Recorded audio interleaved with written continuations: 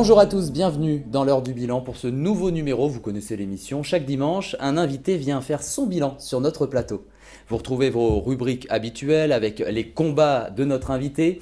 En deuxième partie, dans l'œil du bilan, on commentera une photo et une vidéo. Dans le bilan s'impose, on l'interrogera comme d'habitude sur un sujet sur lequel il n'est pas souvent interrogé. Et enfin, on terminera avec les minutes Outre-mer. Et aujourd'hui, en ce dimanche, nous recevons Pierre-Henri. Bonjour. Bonjour. Vous êtes directeur général de France Terre d'Asile. Merci d'avoir accepté notre invitation. Merci de votre invitation. Et bien, on passe tout de suite à la première partie de cette émission, c'est les combats.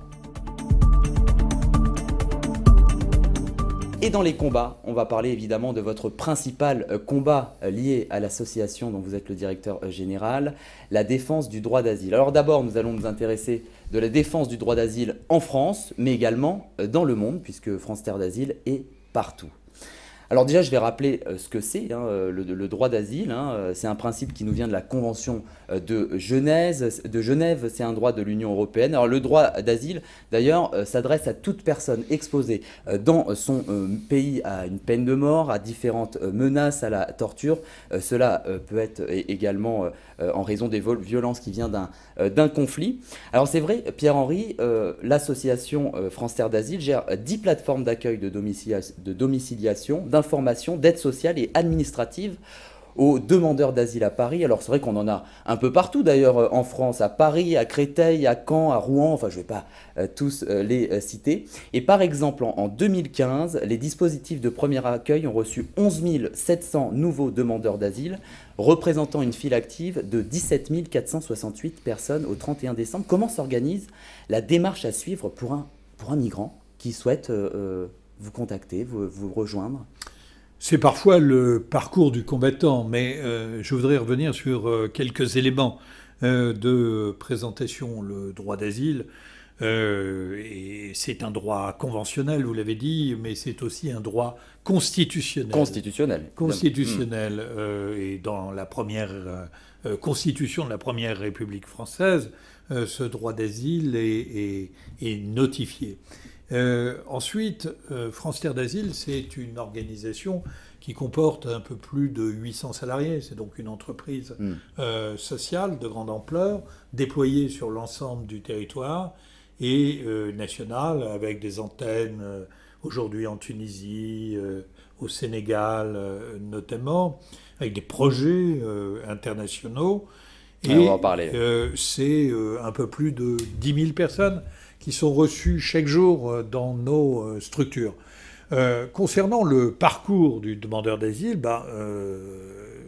normalement, les personnes qui arrivent sur le territoire national fuient des situations de guerre, de conflit, des persécutions pour opinion politique, opinion religieuse, pour couleur de peau, appartenance à un groupe social. Ils arrivent bien souvent sur le territoire national sans autorisation. Donc ils rentrent forcément illégalement. Et à partir de là, ils vont se présenter sur une des plateformes que nous gérons, ou des partenaires gèrent, où ils vont présenter leurs premières demandes. Et nous, ce que nous allons faire, c'est que d'abord, nous allons leur donner un domicile postal dans un premier temps, pour qu'ils puissent recevoir leur courrier administratif, et puis on va les orienter vers les organismes publics qui vont déterminer si oui ou non ils restent sur le territoire. D'où l'importance de cette adresse postale qui est un peu le début de tout. C'est le début de tout, oui.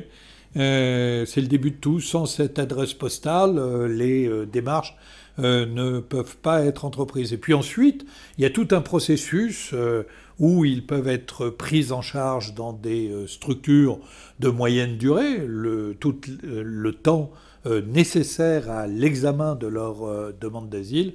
Alors ça varie, ça peut durer de 9 mois à 2 ans aujourd'hui, et c'est un des sujets de débat et un des défis, réduire la durée de procédure nécessaire pour examiner le bien fondé des demandes d'asile à l'Office français de protection des réfugiés, des apatrides, ou alors lorsque on a été refusé en première instance auprès de la Cour nationale du droit d'asile. Et d'ailleurs, vous parlez de différents projets. Alors j'en ai vu un, début 2016, France Terre d'Asile a signé un partenariat avec une chaîne de supermarchés, un Franprix, on peut le dire. Et le but, c'est de permettre aux réfugiés qui répondent aux critères de recrutement de l'enseigne d'accéder à un emploi. Donc ça, c'est plutôt une bonne démarche. Est-ce que d'autres chaînes de supermarchés vont suivre par la suite? Il me semble que pour l'instant, c'est disponible qu'en Île-de-France. Oui, alors, une précision tout de suite pour les téléspectateurs.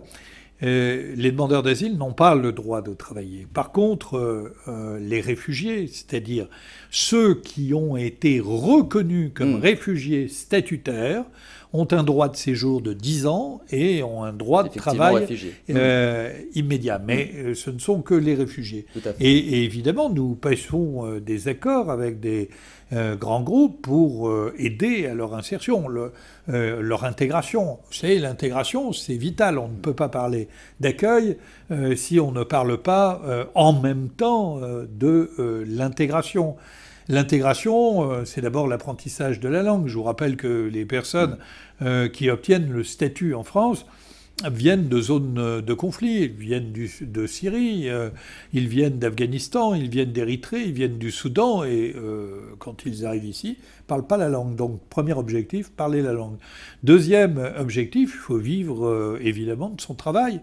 Et pour vivre de son travail, il y a une nécessité évidemment de passer des accords avec des grands groupes.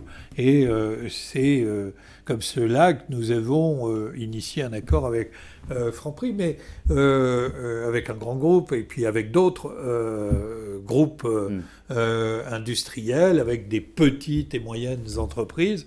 Et nous cherchons à développer cela sur l'ensemble du territoire. Et d'ailleurs, quelques semaines avant l'élection présidentielle, votre association ont soumis des propositions aux différents candidats, un mémorandum pour une politique d'asile et d'intégration digne et responsable. Et d'ailleurs, ce document présente vos analyses sur l'évolution des politiques d'asile et d'immigration. Quel serait le candidat qui a été le plus réceptif ? Vous savez, les questions d'immigration et d'asile sont des questions extraordinairement polémiques et rendues comme telles par un certain nombre de mouvements populistes. Ces propositions, nous les avons adressées à l'ensemble des candidats. Et je dois vous dire que... ils n'ont pas été très réceptifs. Non, pour la plupart, ils n'ont pas répondu. Ensuite, dans la campagne des présidentielles, il y a eu des prises de position sur ces questions, et notamment sur les valeurs qui sous-tendent ces questions, ces problématiques autour de l'immigration, autour de l'asile. Celui qui allait devenir président de la République, Emmanuel Macron, a affirmé à de multiples reprises que la France devait faire son travail en matière d'accueil. Il est allé à Berlin féliciter Angela Merkel pour l'action qu'elle a eue en août 2015 et qui, d'une certaine manière, a sauvé l'honneur de l'Europe. Et puis, il a insisté sur un troisième élément qui est notamment la nécessité d'une politique d'intégration.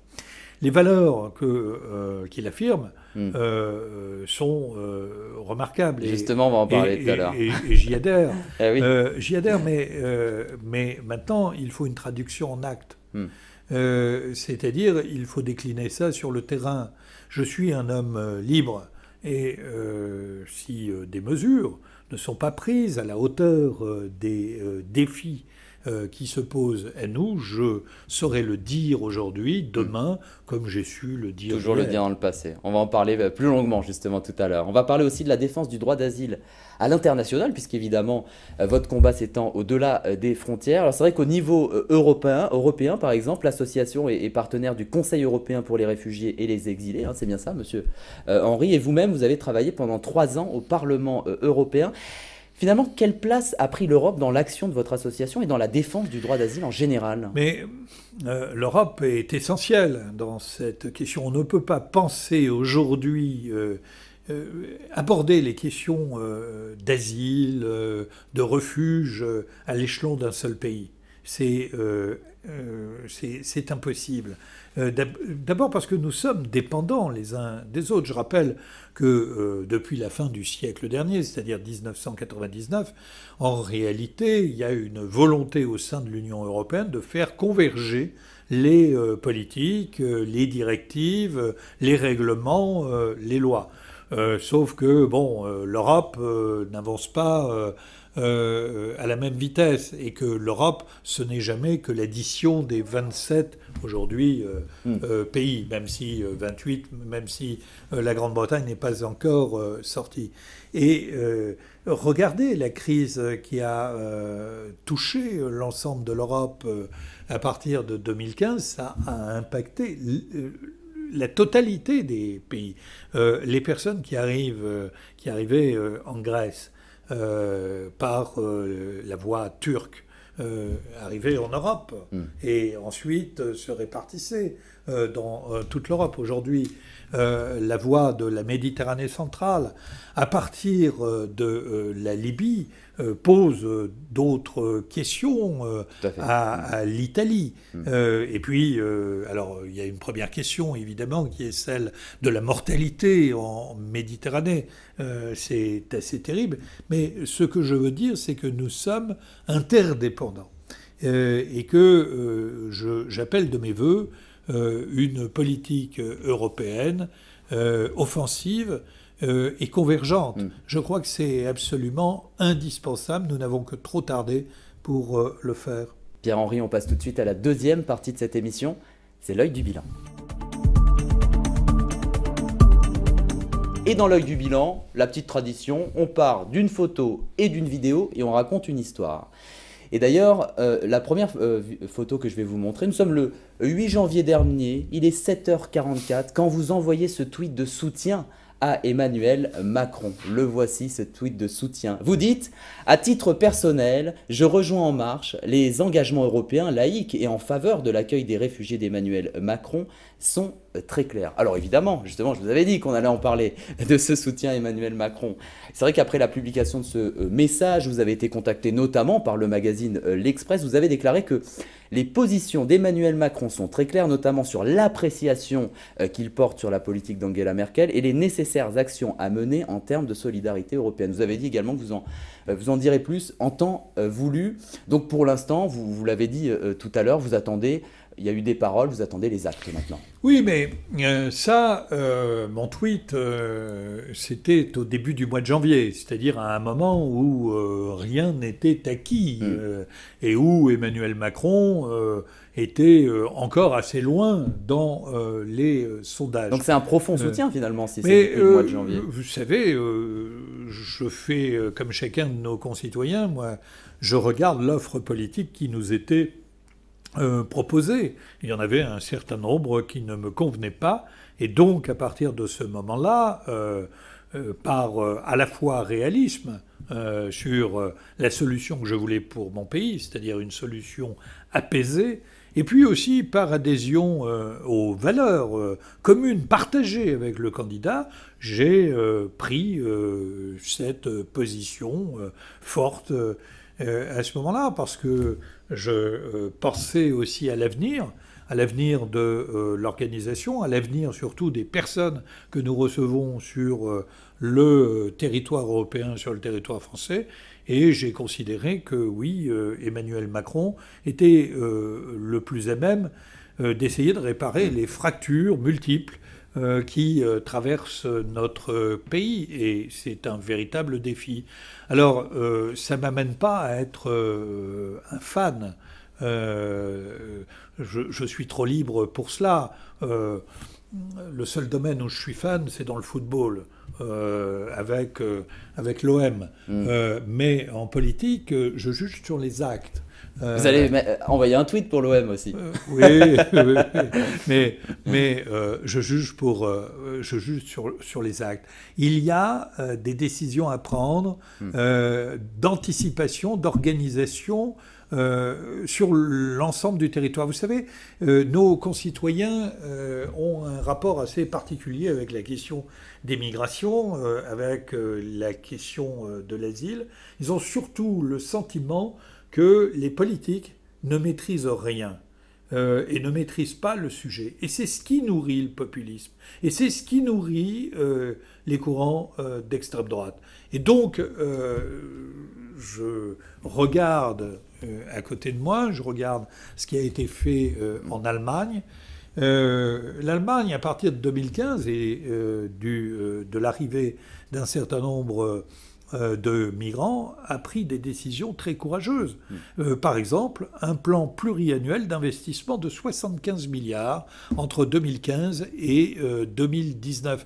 Ça veut dire quoi? Ça veut dire qu'on prévoit les écoles pour les enfants des migrants, des réfugiés. Ça veut dire qu'on travaille sur l'apprentissage de la langue. Ça veut dire qu'on travaille sur la formation professionnelle. Ça veut dire qu'on travaille sur l'emploi et qu'on travaille sur le logement. Et je demande à mon pays d'en faire autant. On va passer au deuxième point de cet œil du bilan. On va parler d'une affaire judiciaire qui avait fait grand bruit. D'ailleurs, nous sommes en janvier 2017 également. Cédric Héroux, un agriculteur de 37 ans, est jugé à Nice pour avoir aidé des migrants. Je ne sais pas si vous, Pierre-Henri, vous vous souvenez de cette affaire. Il avait installé environ 50 Érythréens dans un centre de vacances désaffecté. C'est l'occupation d'ailleurs illégale de ces locaux qui ont entraîné son jugement. Je vais vous montrer tout de suite une vidéo juste après à la sortie du palais de justice. Ça prouve que dans les Alpes-Maritimes, il y a des gens sensibilisés à la cause et des gens qui sont pour un accueil digne des migrants, contrairement à ce que dit M. Ciotti.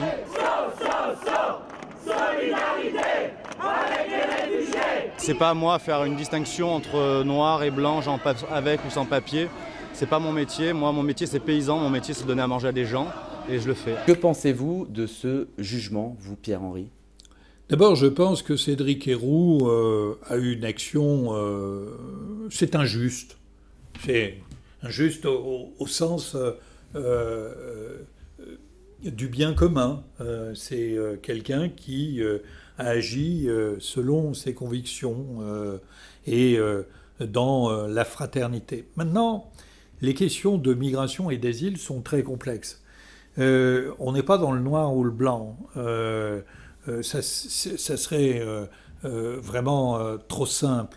Et un État a aussi le droit de dire dans quelles conditions les personnes rentrent sur son territoire et dans quelles conditions ils y demeurent.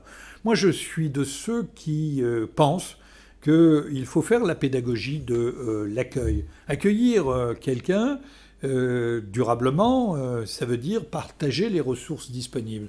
Et en démocratie, ça se débat. Il y a parfois des positions qui sont caricaturales en matière d'accueil.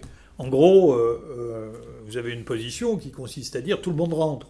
Et puis vous avez une autre position qui consiste à dire personne ne rentre. Je crois que la vérité est ailleurs et que la question des migrations se pose, se pense, s'anticipe, s'organise.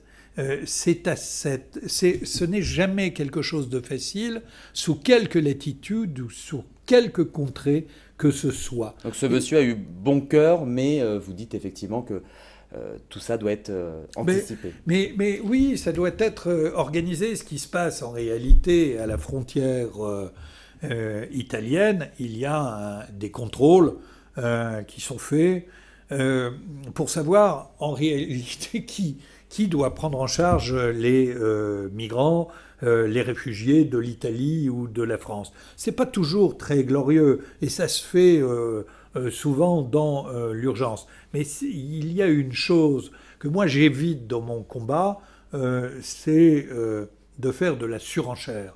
Vraiment, je crois qu'il faut faire la pédagogie de l'accueil. Nos compatriotes expriment une certaine peur vis-à-vis de la question des migrations et de l'asile. Il faut les entendre, il faut leur expliquer. Et par exemple, il faut expliquer aux téléspectateurs aujourd'hui que, vous savez, la règle principale dans ce bas monde, c'est d'abord la sédentarité, c'est-à-dire 97% de la population mondiale ne migre pas, vit chez elle, à côté de ses amours, son patrimoine, et n'aspire pas à aller vivre ailleurs. Et dans les 3% qui migrent, il y a des migrations qui sont nord-sud, sud-sud. Les principales migrations, par exemple sur le continent africain, elles ne sont pas du continent africain vers l'Europe, elles sont à l'intérieur du continent africain. Eh ben, il faut expliquer tout cela, il faut expliquer qu'une grande nation comme la nôtre doit faire sa part du travail. Voilà, c'est cela. Et il faut le faire en pédagogie. Et ça veut dire expliquer, vous savez, en réalité, les réactions de rejet, elles n'existent pas dès lors que l'on met en contact la population locale avec les personnes que nous accueillons. On n'a jamais peur que de ce que l'on ne connaît pas. Pierre-Henri, on passe tout de suite à la troisième partie de cette émission, c'est le bilan s'impose. Et dans le bilan s'impose, une petite habitude, on interroge nos invités sur des sujets sur lesquels ils ne sont pas souvent interrogés. Et aujourd'hui, on va parler de la maltraitance des animaux dans les abattoirs. Alors c'est vrai que si vous êtes un peu sur les réseaux sociaux, vous êtes déjà tombé sur ces vidéos, on y voit des animaux maltraités dans les élevages et les abattoirs, parfois même torturés. Et d'ailleurs, le mois dernier à Toulouse, une marche était organisée pour la fermeture des abattoirs. La contestation a grandi d'ailleurs ces dernières années, avec plusieurs associations qui cherchent à dénoncer tous ces abus sur les animaux. On a notamment L214. Et d'ailleurs, en 2016, Pierre-Henri, d'après le ministère de l'Agriculture, on comptait 20 millions de bovins destinés à la production de lait et de viande. Et d'ailleurs, ce chiffre est plutôt constant par rapport à 2015. Qu'est-ce que vous pensez, vous, de ce premier constat ? Je pense que, d'abord, moi, c'est vrai, je m'occupe des hommes en priorité. Tant que citoyen aussi. En tant que citoyen.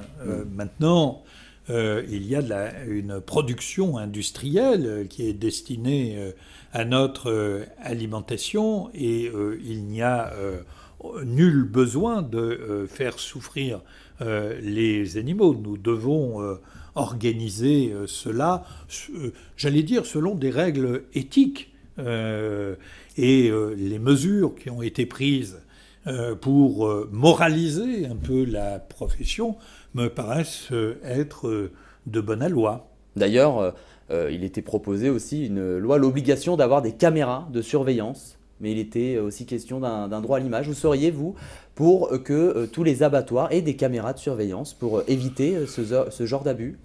Oui, enfin bon, vous savez, les caméras de surveillance, si on les met là, on va les mettre aussi ailleurs. Nous devons penser aussi à la manière de préserver notre liberté et d'agir en responsabilité. Je crois qu'il faut appeler à la responsabilité, je crois beaucoup à la responsabilité des individus, des chefs d'entreprise, des chefs d'équipe qui travaillent dans ces abattoirs. Et je pense que c'est d'abord sur une éthique de la responsabilité, ici et dans ce domaine comme dans d'autres, qu'il faut agir. Il n'y a pas forcément besoin de surveiller les personnes. D'ailleurs, on voit bien... Vous êtes d'accord avec Dominique Langlois, qui est président de l'association interprofessionnelle du bétail. D'ailleurs, lui, il parle que la vidéosurveillance pose des problèmes de droit à l'image pour les salariés filmés. Oui, notamment. Mais et puis je vais vous dire autre chose. S'il y a des excès, vous savez, c'est très vite fait. Chacun d'entre nous a une caméra sur lui à travers son téléphone portable, son smartphone. Et donc, ces caméras, justement, serviraient qu'il n'y ait pas de début à éviter ce genre d'abus. Oui, mais ce que je veux dire, c'est que s'il y a des abus, ils seront signalés. Et encore une fois, je préfère appeler à la responsabilité plutôt que d'aller mettre des caméras qui posent effectivement des problèmes en termes de liberté individuelle, de droit à l'image. Voilà, la responsabilité d'abord. Et c'est vrai qu'on cite souvent aussi le lobby de la viande comme frein à des changements de pratiques. Ces lobbies s'est présenté un peu comme très puissant aussi bien au niveau national qu'européen. Ça aboutit à des textes de loi vidéo de leur substance, ce qui en définitive d'ailleurs ne changeait rien. Est-ce que vous pensez que des groupes d'influence de ce genre, qu'est-ce que vous en pensez, vous ? Mais il y a des lobbies partout aujourd'hui. Enfin, je ne vois pas le lobby de la viande, s'il faut l'appeler comme ça. C'est comme ça qu'il est appelé souvent. Mais comme... avoir un quelconque intérêt à la maltraitance des animaux, très sincèrement, je vois pas. On est d'accord. Je vois pas quel quel serait leur intérêt. Après, des lobbies, oui, il y en a qui font beaucoup de dégâts, il y en a qui sont plus ou moins tolérés. Je pense au lobby alcoolier, de l'alcool, qui fait des dégâts considérables dans le pays, qui coûte très cher au compte de la nation, au compte de la sécurité sociale, et qui, lui, est relativement toléré. Pierre-Henri, on passe tout de suite à la dernière partie de cette émission, c'est les Minutes Outre-mer. Et dans les Minutes Outre-mer, aujourd'hui, on va parler de la richesse cinématographique en Outre-mer. Et oui, alors je ne sais pas si vous le connaissez, mais du 10 au 15 octobre dernier avait lieu la semaine du film de la Caraïbe et des Outre-mer. Le but, c'était de faire connaître au grand public des œuvres originales, peu connues, inédites sur nos territoires ultramarins, que ce soit des longs métrages, des courts métrages, des documentaires ou encore des films d'animation. Est-ce que justement, vous pensez également, Pierre-Henri, en tant que citoyen, qu'il faudrait développer ce genre d'événements pour faire connaître aussi les films qui proviennent de nos territoires ultramarins? Mais évidemment, et d'ailleurs je veux saluer nos compatriotes ultramarins qui nous regardent. Qui sont nombreux. Et qui sont nombreux. Évidemment, il y a une culture qui est extraordinairement riche et que nous ne connaissons pas assez ici. C'est vrai, les territoires ultramarins sont lointains, mais ils font partie intégrante de la France. Ils sont une partie de nous-mêmes et je pense qu'il est nécessaire de développer la connaissance de la culture de ces territoires ultramarins et que c'est une excellente initiative que celle que vous venez de mentionner. Du 5 au 11 décembre dernier, à Tahiti, se tenaient les premiers états généraux de la production audiovisuelle et cinématographique des Outre-mer. C'est long comme titre. D'ailleurs, ils souhaitent notamment favoriser la venue de production en Outre-mer pour la venue de films. C'est ce qu'il faut, Pierre-Henri. Mais moi, je crois d'abord favoriser cette venue aussi du cinéma du monde entier sur nos territoires ultramarins. Oui, mais bien sûr, il faut favoriser toutes les initiatives qui permettent les échanges et la connaissance, la compréhension du monde. Mais je crois aussi qu'il faut s'inscrire dans cet espace francophone qui porte notre langue, qui porte notre liberté, nos valeurs, et qu'il faut les valoriser. Et de ce point de vue, les productions ultramarines doivent rentrer de plein pied dans cet espace francophone, et nous devons tout faire pour valoriser ces espaces, permettre la compréhension de ces cultures et le développement des échanges. Et d'ailleurs, un des autres axes évoqués lors de ces états généraux, c'est accompagner le développement de la filière de production audiovisuelle et cinématographique sur chaque territoire et département ultramarin. Il y a beaucoup de paroles. Maintenant, c'est vrai qu'on attend aussi les actes aussi, Pierre-Henri. Oui, mais il y a des politiques publiques à mettre en œuvre. C'est évidemment de l'initiative privée qui est nécessaire, mais accompagnée également par des politiques publiques en matière de culture, de développement de ces territoires qui, pour être lointains, n'en constituent pas moins la richesse une des richesses essentielles de notre pays. Je pense notamment aux ressources halieutiques, pas seulement. Nous voilà un petit peu plus loin que la question de la production audiovisuelle, mais tout ce qui va valoriser nos territoires communs me paraît devoir être retenu. Eh oui, le combat est long, mais on va se battre, Pierre-Henri. Eh bien, battons-nous les sujets, mais battons-nous de manière positive. Toujours. Toujours. Pour valoriser les hommes et valoriser les territoires ici comme là-bas. Merci beaucoup, Pierre-Henri, d'avoir été avec nous en ce Merci de votre invitation. Dimanche. Je rappelle que vous êtes directeur général de France Terre d'Asile. On peut aussi faire des dons à France Terre d'Asile, Pierre-Henri? On peut faire des dons. Il suffit de se rendre sur le site www.france-terre-asile.org et là, on a toutes les coordonnées et la démarche nécessaire. Voilà, c'est affiché en bas de votre écran pour nos téléspectateurs qui souhaitent vous aider. Merci. Et merci à vous tous de nous avoir suivis. On se retrouve la semaine prochaine pour la dernière dernière de la saison de l'heure du bilan. Prenez soin de vous.